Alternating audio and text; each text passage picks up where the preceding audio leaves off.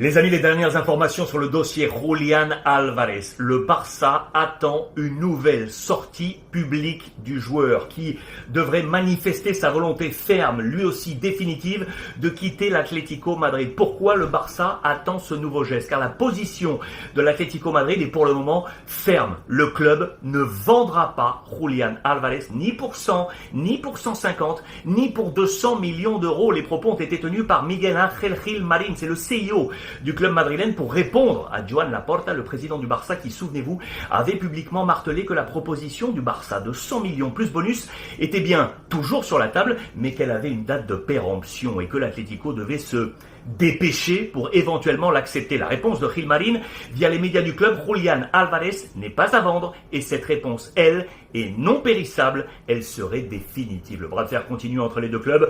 Comme je vous l'avais déjà rappelé dans les précédentes vidéos, l'Atlético est toujours resté inflexible sur ce dossier, malgré la volonté manifeste du joueur de partir. Souvenez-vous, on a en tête sa déclaration du 22 juin dernier, en pleine Coupe du Monde. Je vous avais également rappelé que l'Atlético n'avait pas apprécié les façons de faire du Barça, et du coup, Gilmarín a mis de nouveau en avant le contrat en cours qui lie Julián Álvarez à l'Atlético, soit un contrat jusqu'en 2030 et une clause de près de 500 millions d'euros. Dans ses propos, Gilmarín laisse entendre qu'il avait tiré les oreilles du joueur et de son agent Fernando Hidalgo, dont la qualité du travail d'accompagnement du joueur a été pointée du doigt ces dernières semaines. Et pour cause, l'Atlético n'avait pas du tout apprécié le voyage à Barcelone de l'agent de l'Argentin. C'était le 27 mai dernier pour une réunion avec Laporta et Deco. Maintenant, comment a réagi le Barça après cette sortie de Gilmarín? Eh bien, le club catalan n'a pas voulu entrer en conflit. La stratégie était de rester en marge et d'attendre la fin de la Coupe du Monde. Le message de Gilmarín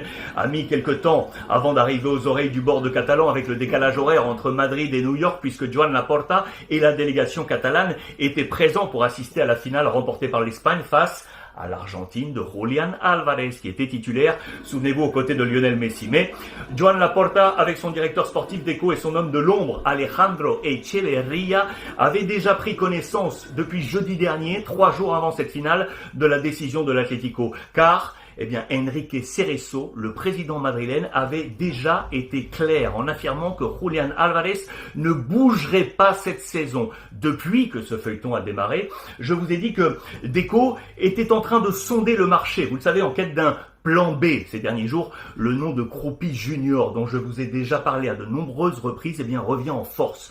Le Français de Bournemouth serait bien l'option préférentielle d'Hansi Flick, mais la liste serait encore longue, avec également João Pedro de Chelsea, Lautaro Martinez de l'Inter, Aslani d'Hoffenheim, Sesko de Manchester United, et on avait déjà évoqué ensemble les pistes Harry Kane du Bayern ou Vlahovic de la Juventus. Flick veut absolument un numéro 9 pour compenser le départ de Lewandowski, et peut-être celui de Ferran Torres, le buteur de la 2e étoile mondiale pour la sélection espagnole. Le Barça attend un nouveau geste, donc, de la part de Julián Álvarez, une nouvelle manifestation publique. Le feuilleton continue, suite